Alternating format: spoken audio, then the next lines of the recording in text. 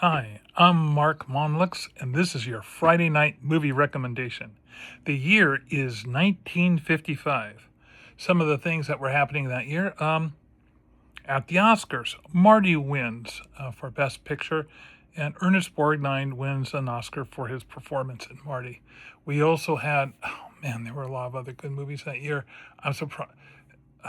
All of the nominees are movies that still stand up today and that you've heard about. So let's talk about a bestseller was The View from Pompey's Head by Hamilton Basso. We also had premiering on TV was Alfred Hitchcock Presents, a terrific series. I highly recommend you check that out.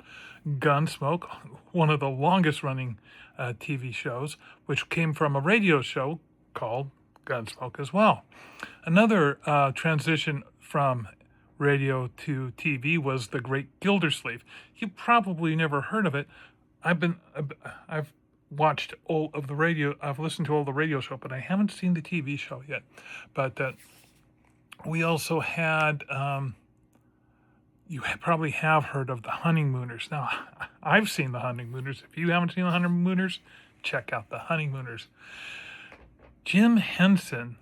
This is the first appearance of him showing off a very early version of Kermit the Frog.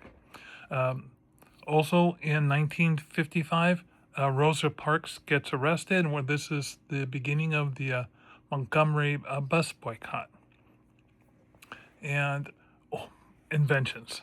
The household microwaves came into use in 1955. Velcro came onto the market.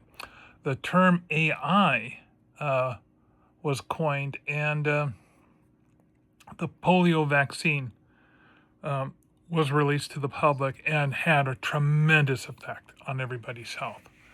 Thank God for vaccines. Okay. On the Billboard Top 100, Cherry Pink and Apple Blossom White by Bill Haley and his comments was the number one hit. But what really started a fad was Billy Hayes singing the Ballad of Davy Crockett, and suddenly fake coonskin's hats were all the rage amongst the kids.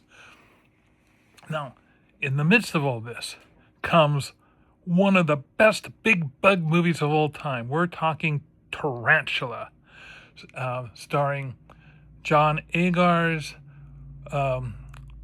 Leo G. Carroll, and one of my favorite actresses of all time, and certainly my favorite scream queen, Mara Corday.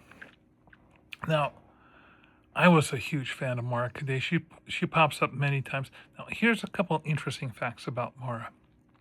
She and Clint Eastwood were film students, the actor students at the same time, and they became such good buddies then that they promised each other that whoever made it big in films would make sure that the other one had work in their films. Now, Mara made it big first, and in Tarantula, Clint Eastwood has an uncredited role as a jet airplane pilot. So, if you're wondering, you don't see much of his face with the helmet and everything, but you do get to hear his voice, and you do get to see his young, craggy eyes. Now, in return, when Eastwood became big, he would have Mara Corday do cameos in his films. Probably one of the most famous ones was when which movie was it? Dirty Harry. It was a Dirty Harry movie where a waitress is trying to signal him that something's gone wrong and that there's a bank robbery, or not bank robbery, but a holdup happening inside the cafe. And she does this by pouring in a ton of sugar into his coffee. Well, that was Mara Corday, and she's appears in The Gauntlet, a bunch of other films too. Now, back in the day, before the internet, there was such a time. You could. I had this habit of wanting to talk to fans, and or I was a fan and I wanted to talk to stars. I was trying to get signed autobiographies, but I was such a big fan of Mara Cadet that I was looking through one of my resources, which was basically a list of agents, and I found Mara Corday's mailing address. So I wrote her a fan letter, and she wrote me back. It was terrific. That was the time I got my first autograph from her. I since got. Here we go. This is the second autograph I got from her, and I also picked up a copy of her late husband's signed headshot of his. Apparently, she had a stack of them still going, and I got the second one after she had set up a website. And she and I corresponded for a couple of years. She had a couple of businesses. She was running some antique shops. So I thought, oh, that's great. Good for Mara. And the thing is, I never asked her about her decisions or why she left or tried to encourage her to go back in the films. What I really just did was say, oh, what are you doing now? What's making you happy, and how I was just a big fan. Now, Mara made it into her 90s. God bless her. Anyway, I am a huge, huge fan of Mara Cadet, and this is probably one of the funnest roles that she had. The special effects in this film are pretty top notch. They were using real tarantula spiders. The photography and the matte paintings they did to make this work was outstanding. There's this terrific scene where she's brushing her hair, getting ready to go to bed at night, and her big picture windows, which one of the reasons this film's so good is the picturesque scenes of the desert. And you see this little thing come over the hillside in the far background and get bigger, and you realize, oh my God, this thing's the size of a building now. It's gigantic.